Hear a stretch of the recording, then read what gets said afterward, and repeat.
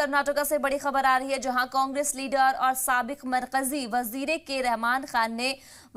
रहमान खान ने पीएम मोदी के मजहबी नारे से एतराज जो है वो जाहिर किया है। उन्होंने इलेक्शन कमीशन से पीएम मोदी पर कार्रवाई की मांग की है। के रहमान का दावा है कि पीएम मोदी ने लोगों से वोटिंग करते वक्त जिस नारे को लगाने को कहा है उससे रियासत का माहौल खराब होगा। के रहमान ने कहा है कि बूथ में लोग इस तरह से नारेबाजी करेंगे तो किसे किसे कंट्रोल किया जाएगा। अकलियाती वहां जाएंगे तो उनमें डर का एक माहौल होगा, जिससे कि बड़े पैमाने पर माहौल खराब होगा। बता दें कि इससे पहले भी इलेक्शन कमीशन ने सभी सियासी जमातों से ऐसे बयान देने से मना किया है जिससे कि माहौल खराब होने का खतरा हो। मैं रिएक्ट किया हूं प्राइम मिनिस्टर के स्टेटमेंट पर।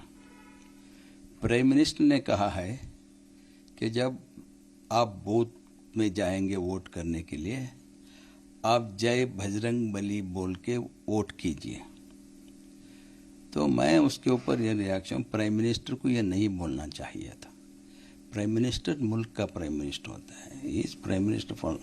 अब वो ये कहने के पर्टिकुलर ये बात अगर प्राइम मिनिस्टर कर रहे हैं तो सही बात नहीं है।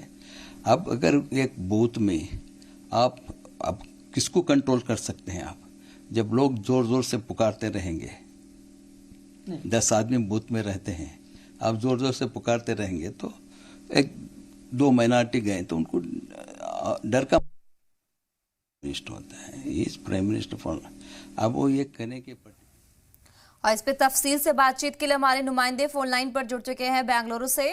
जयपाल, जिस तरीके से कांग्रेस लीडर साबिक मरकजी वजीर के रहमान खान ने पीएम मोदी के मजहबी नारे से एतराज जाहिर किया है, उन्होंने कहा कि मजहबी नारे से एक माहौल खराब होता है। क्या लगता है जिस तरीके से मजहबी नारे की बात हो रही है, इससे जो है बीजेपी को फायदा होता नजर आ रहा है? देखिए, इस वक्त जो है कांग्रेस के लिए जरूर एक बहुत बड़ी परेशानी बन गई है, खास करके जब से मैनिफेस्टो के अंदर में बजरंग दल का नाम लिया गया है। बजरंग दल का नाम लेने के साथ ही जो है पूरे माहौल में एकदम से तब्दीली आई है। यहाँ तक कि जैसे ही मैनिफेस्टो रिलीज हुए उसके थोड़ी देर के बाद ही प्रधानमंत्री ने इसके ऊपर में सवाल खड़े किए और उसके बाद से भाजपा ने इसको एक बहुत बड़ा मुद्दा बना लिया है, जिसके तहत बजरंग दल के साथ साथ बजरंग बली का नाम आ जाना और उसके साथ ही प्रधानमंत्री द्वारा जो है बजरंग बली के नारे का इस्तेमाल किया जाना, इस सारी चीजों के बाद जो है हनुमान चालीसा का पाठ होना, इस तरह से जो है मजहबी रंग जो है कर्नाटक के चुनाव में दिखने लगा है। कांग्रेस को इससे लेकर के परेशानी जो है काफी बढ़ गई है और यही वजह है कि कल एक जो है कंप्लेन भी जो है इलेक्शन कमीशन में कांग्रेस की ओर से दर्ज कराई गई है। हालांकि उसके ऊपर फिलहाल तक कोई कार्रवाई होती नजर नहीं आ रही है, लेकिन कंप्लेन जरूर दर्ज कराई गई है। और यही वजह है कि रहमान खान जब बात कर रहे हैं तो उनको ये लग रहा है कि दरअसल जो वास्तविक मुद्दे हैं कर्नाटक सूबे के, इसके ऊपर में लोग चर्चा न करके अब ये जो है धीरे धीरे मजहबी रंग लेता जा रहा है और जब ऐसी स्थिति होती है तो एक पोलराइजेशन की स्थिति बन जाती है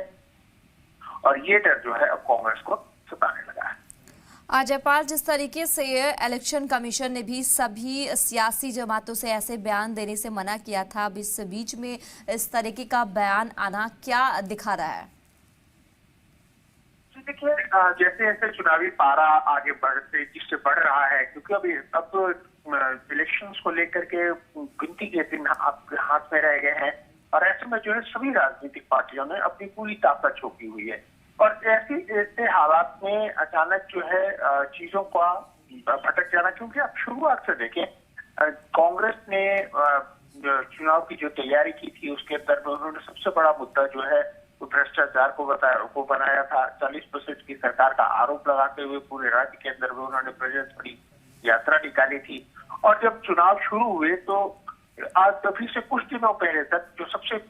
बड़ा अटैक कांग्रेस का होता था वो भ्रष्टाचार के ही ऊपर होता था। लेकिन अगर हम पिछले 3-4 दिनों के अंदर में देखते हैं तो ये चीजें जो है बिल्कुल बदलती गई है। पहले अब शब्दों का इस्तेमाल हुआ और उसके बाद अब बजरंग दल को लेकर के उसमें बजरंग दल की एंट्री हो गई है। तो ये सारी चीजें जो है ये बता रही है और यही वजह रही कि इलेक्शन कमीशन ने जो है ये इस बात की ताकीद की जो है संयम बरता जाए। यहाँ तक कि उन्होंने प्रयाण खरगे साथ के साथ बर्तन गौड़ा पाटिल यत्नाल इन दोनों को जो है नोटिस भी सर्व किया उनकी उस स्पीच के लेकर के जिसके चलते माहौल खराब हुआ। और अब ये बजरंग दल, ये सारी चीजें जैसे जैसे चुनाव बढ़ते हैं वो आगे बढ़ रहा है, वैसे वैसे जो है इस तरह की चीजें हावी होती जा रही है। और अगर ऐसा हुआ, अगर ये और ज्यादा तेजी से आगे बढ़ा तो वास्तविक मुद्दे जो है वो कौन हो जाएंगे, और यही जो है सबसे बड़ी इलेक्शन के अंदर में मुद्दा बन जाएगा। तो इन सारी चीजों को लेकर के इलेक्शन कमीशन ने अपनी तरफ से जो है बहुत इलेक्शन कमीशन ने कहा इन सारी चीजों से बचना चाहिए और देखना होगा कि अब आगे आगे क्या होता है, क्या चीजें वापस उसी जगह पे आती है जहां से शुरू हुई थी या और ज्यादा आगे बढ़ती है। जयपाल, ये बताइए, जिस तरीके से के रहमान ने कहा है कि बूथ में लोग अगर इस तरह से नारेबाजी करेंगे तो किसे किसे कंट्रोल किया जाएगा, क्या इसमें कितनी जो है हकीकत है, कितनी सच्चाई है? क्या वाकई इस तरह की नारेबाजी जो है वो देखने को मिलेगी? और लगातार जो उन्होंने कहा है कि पीएम मोदी के खिलाफ एक्शन लेने की बात उन्होंने इलेक्शन कमीशन से की है, तो क्या इस पे भी बयानबाजी देखने को मिल रही है? क्या जवाबी तौर पे बीजेपी ने कुछ कहा अभी तक? देखिए, बीजेपी की तरफ से इस तरह का कोई बयान नहीं आया है इसके ऊपर में, लेकिन ये जो आशंका उन्होंने जाहिर की है ये जाहिर तौर पे कांग्रेस की परेशानी को दर्शाता है, क्योंकि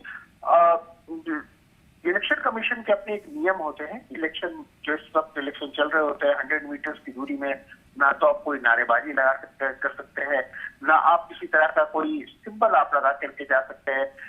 कोशिश ये होती है कि जिस दिन इलेक्शन हो उस दिन जो है ये सारी चीजें ना हो, और जाहिर तौर पर इलेक्शन कमीशन को अगर इस तरह की आशंका होगी तो उसके लिए वो पूरी तरह के प्रबंध भी करेगी। और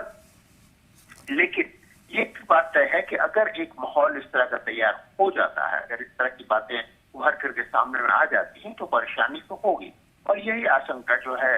रहमान खान साहब जाहिर कर रहे हैं। उम्मीद कीजिए कि इलेक्शन कमीशन इन सारी चीजों का ख्याल रखेगा और इस तरह की कोई हरकत जो है हमें देखने के लिए नहीं मिलेगी। लेकिन वाकई अगर इस तरह की हरकतें होती हैं तो चुनाव जो है वो वास्तविक मुद्दों पर नहीं होकर के एक तरह से पोलराइज हो जाएगा, और वो जो है सही जो नतीजे आने चाहिए उसको प्रोवाइड कर सकता है।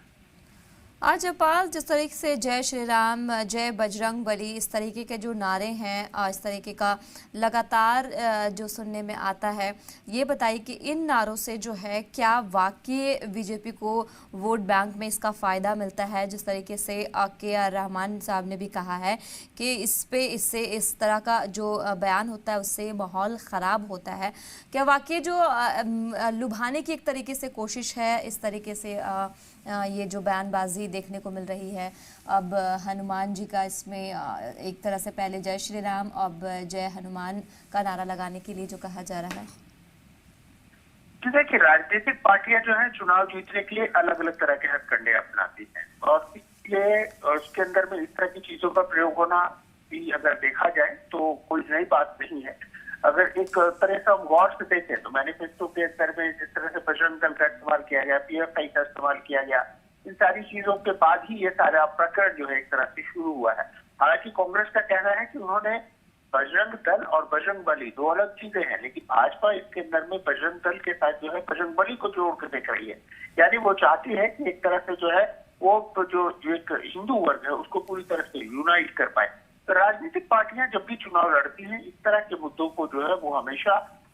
हाथों हाथ लेती हैं, क्योंकि ये उनको ज्यादा फायदा देता है बनिस्बत इसके कि वो जो मुद्दे हैं उनके ऊपर में एक्सप्लेनेशन दे, और लोगों को अपने साथ जोड़ पाने में उतनी कामयाबी नहीं मिलती जितनी की कामयाबी इस तरह के जो जब जुमले इस्तेमाल किए जाते हैं उसके चलते मिलती है। तो इसमें किसी कोई खास पार्टी की बात नहीं है, पार्टियां जो भी हो, कोई भी हो, जब इस तरह के मुद्दे उनके हाथ लगते हैं वो उसके साथ पूरी तरह से खेलते हैं, और वही इस वक्त कर्नाटक में चल रहा है, क्योंकि अब चुनाव के लिए जो बहुत कम दिनों का वक्त रह गया है, और ऐसे में पार्टी हर उस तरीके को अपनाती है जिससे उसे फायदा मिले। बिल्कुल जयपाल, चुनाव नजदीक है, इसको देखते हुए बयानबाजी हो, चाहे वो बीजेपी हो या फिर कांग्रेस हो, लगातार जो है बयानबाजी लीडरान की तरफ से देखने को मिल रहा है। फिलहाल तमाम जानकारी के लिए बहुत बहुत शुक्रिया आपका, आगे भी आपसे अपडेट लेती रहूंगी।